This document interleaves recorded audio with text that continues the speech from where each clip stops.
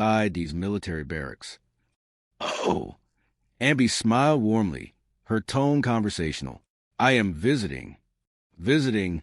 Carter choked on the word. With a mop? Well, I did not initially intend to mop, Amby explained reasonably. Commands. Rhythmic marching, and the gleaming brass of uniform buttons catching the bright afternoon light.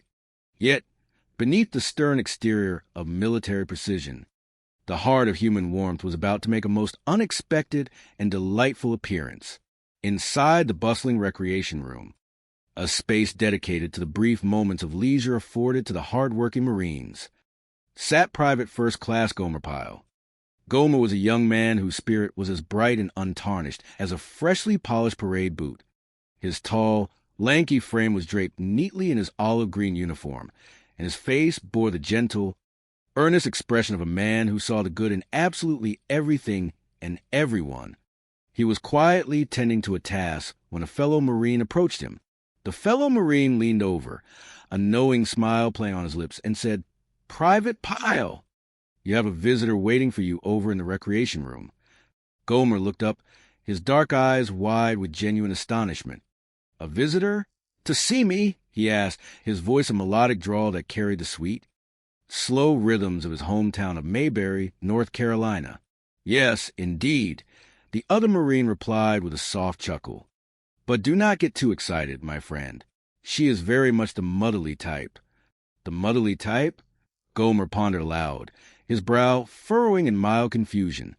He stood up, towering over his comrade, his mind racing to the catalog of faces from back home. I wonder who in the world that could possibly be. Driven by a delightful curiosity, Gomer made his way through the corridors of the recreation building. He turned a corner and stopped dead in his tracks. There, standing amidst a sea of military green, was a vision of civilian comfort and domestic grace. It was Miss Beatrice Taylor, affectionately known to everyone in Mayberry simply as Aunt B. She wore a lovely, practical dress, a sensible hat perched neatly upon her head, and her face radiated a warmth that could melt the sternest military heart. "Aunt B!" Gomer exclaimed, his voice ringing with pure, unadulterated joy. Aunt B turned, her eyes lighting up the moment they rested upon the young Marine. "Gomer!" she cried out, her hands flying to her cheeks in absolute delight. "Well, I never—" "Gomer, for heaven's sake, just look at you!" She stepped forward, reaching out to grasp his strong hands, her eyes scanning him from the top of his neatly trimmed hair to the tips of his highly shined shoes. "Why, I would not even know you if I saw you walking down the street right this very minute. It is true. It is wonderfully true.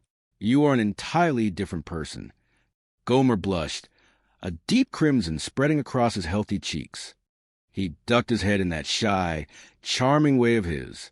"When you left our sweet town of Mayberry, you were such a frail, scrawny little thing." Amby continued, her voice thick with maternal pride. "But just look at you now. Gomer-Pyle, you are actually handsome." Gomer chuckled, rubbing the back of his neck. "I am still just Gomer, am I not?" "Yes, you certainly are," Amby agreed, patting his arm affectionately. "Well, you look mighty good yourself, Aunt B," Gomer said, his smile stretching from ear to ear. "This is just a wonderful surprise. Come on over here and sit down. What in the world are you doing here at Camp Henderson?" Ampy settled into a comfortable chair, smoothing her skirt with elegant, practiced movements. "Well, I am currently on my way to the city of Fresno. You remember my little niece, Judy Mayo Lander, do you not?" "I certainly do," Gomer nodded enthusiastically. "Well, she is getting married," Amby announced, her eyes twinkling with the joy of sharing good news. "You do not say?" Gomer exclaimed, properly impressed. "Yes, and she has made a very good catch, too," Amby confided, leaning in slightly as if sharing a wonderful secret. "The young fellow is a butcher down at the local supermarket. You know, the kind of money those young men can make. And, of course, everyone says he is supposed to be a lovely person, too." "Well, was that not nice for her?" Gomer said, his heart genuinely swelling with happiness for a girl he barely remembered. Of course, at first I was not going to go all that way, Amby explained, her tone shifting to one of mild, affectionate exasperation. But Andy just insisted. He looked right at me and said I needed a proper vacation from all my daily household chores. I see, Gomer said, nodding understandingly. So I thought to myself I would make a real vacation. And I would take the time to come and see you, too. She smiled, her eyes crinkling at the corners. Well, I am sure glad you did, Empy. Gomer beamed. This is just wonderful. But please, tell me, how is everybody back in Mayberry? How is Andy? And little Opie and the whole gang?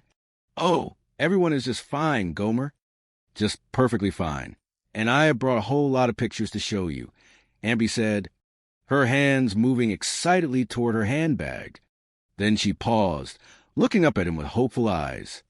Gomer, would you happen to have a little time today? I thought maybe we could go into town together. We could have a nice dinner, and then have a wonderful, long talk to catch up on everything. A fleeting shadow of regret crossed Gomer's bright face. He shifted his weight, looking down at his large hands. Well, I sure like to do that, Ampy. I really would, but I am afraid I simply cannot. You see, all the other fellows are out on a weekend pass, and I have drawn the barracks duty today. Ampy looked thoughtful for a moment, her maternal gears turning rapidly. Well, she suggested brightly, maybe I could go with you to your barracks. We can talk while you do your barracks duties. Gomer hesitated, his ingrained respect for rules battling with his deep desire to spend time with his dear friend. He scratched his chin, pondering the situation. Well, I do not suppose there would be any real harm in it. Today is Sunday, after all, and there will not be anybody else there in the building. Yes, I guess you could, Amby encouraged, standing up with a renewed sense of purpose. Good, good. Oh, Gomer, I just could not get over how incredibly handsome you have become. Together, they walked out of the recreation room, stepping into the bright sunlight. Gomer led the way along the meticulously swept concrete paths, pointing out various buildings and explaining the daily routines of a United States Marine. Abby listened with rapt attention, marveling at the sheer scale and orderliness of the military installation. Presently, they arrived at Gomer's barracks. It was a long, sturdy wooden building, painted in regulation colors, standing proudly in a row of identical structures. Gomer opened the heavy wooden door and ushered Ampy inside. The interior was vast and echoing, a cavernous space filled with 2 neat rows of beds, each pulled taut with olive green blankets, so tightly made that a coin could bounce off them. Beside each bed stood a tall gray metal locker. The floor was polished to a dull shine, but to Ampy's practiced civilian eye, it lacked the true gleam of a well-kept home. Well, so this is where you live, is it? Ampy asked, her voice hushed as she took in the Spartan surroundings. Yes, ma'am, Gomer answered proudly, leading her down the wide center aisle. He stopped halfway down the room and gestured to a perfectly made bed. And this is my bunk right here. And right next to it, this is my locker. Ampy looked from the narrow bed to the slender locker, her brow knitting in dismay. Is that all the space you have? My goodness, Gomer, I thought you would have a room of your own by now. Gomer laughed, a rich, hearty sound that filled the empty barracks. Oh, no, ma'am. You've got to be a lot higher up in rank than me to get a room of your own. Ampy shook her head slowly, clearly unaccustomed to such communal living. Oh, well, there is not very much privacy, is there? No, ma'am, there sure is not, Gomer agreed cheerfully. But it is awfully friendly. I have to admit, it was hard for me to get used to it at first, sharing a bedroom with so many other fellows all at the same time. But now, I have grown so used to it, I just do not think I can ever sleep in a room by myself anymore. Ampy sighed, a soft sound of maternal resignation. Well, I guess human beings can get used to absolutely anything. She looked around the large room, her eyes zeroing in on the slight accumulation of dust on the windowsills and the faint scuff marks on